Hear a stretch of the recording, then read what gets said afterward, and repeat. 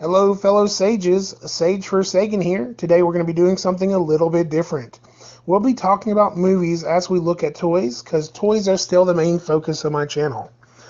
Now, the movies we'll be talking about are all Marvel Cinematic Universe movies, Thor Ragnarok, Guardians of the Galaxy Volume 2, and of course, uh, Avengers Infinity War. We're going to be talking about the motivation of Thanos, and we're going to start with what was in the movie. In the movie, Thanos did everything he did because his planet, Thanos the Mad Titan, did everything he did because his planet died off. It died off because of resource allocation issues. They ran out of resources. They overpopulated and destroyed their planet. Here's the issue with that. If he killed off half the people, they would still eventually overpopulate. That doesn't fix the long-term issue. His whole idea of killing half the people in the universe so that they don't overpopulate their planets is more like a stalling tactic than a solution. The other problem is that when you basically say we have to destroy half the universe, it makes no sense since we are talking about a spacefaring, highly advanced technological species.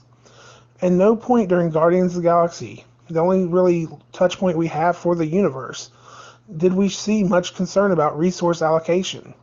We have planets that basically have really high advanced technologies. They can rebuild their ship with nanotechnology and just rebuild their ship. They don't worry about food or gas that much in Guardians of the Galaxy. We don't show them worrying about resources. Yeah, they want to get money, and obviously the resources have to matter in some way, but it's not like a pressing need. The reason being, if you don't have enough resources, you go get them somewhere else. They can travel through really far distances with their ships. They can go mine asteroids. They could go and essentially take over planets where there's not very much habitable life that are habitable already.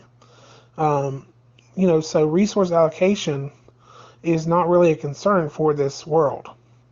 Now, the other issue you run into is when we're talking about Thanos, in the comics, he actually was in love with Lady Death. Lady Death is a sexy Grim Reaper looking person. In other words, she wears a cloak and everything like the Grim Reaper, but she does have an outline of a female figure mostly. And he's in love with her. Now, we could have easily changed this a little bit and said he was in love with Hela. In the Thor Ragnarok, Hela comes back and she would have been trapped by Odin. We could have easily said that he was in love with Hela. He wanted to free her from her prison with the Infinity Gauntlet. That's one of the reasons he was after it.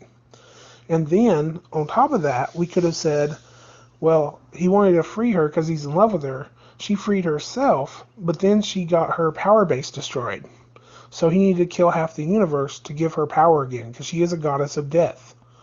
And of course, this would have got us more Cate Blanchett in the role of Hela, which was a great role. It would have been cool to see some cut scenes where she's basically talking to Thanos and stuff. They could have been a couple, you know. The fact of the matter is that with her power base being destroyed, this would give her power everywhere in the universe by destroying so much life and giving that power to her as the goddess of death. So this would have made sense in the movies, it would have made sense in the universe, and it also would have avoided a lot of plot holes. Now, if you had an Infinity Gauntlet, there is another solution if resource allocation were your concern. And that solution is very simply terraforming planets. Think about our own planet, our own solar system. Mars is almost habitable as it is.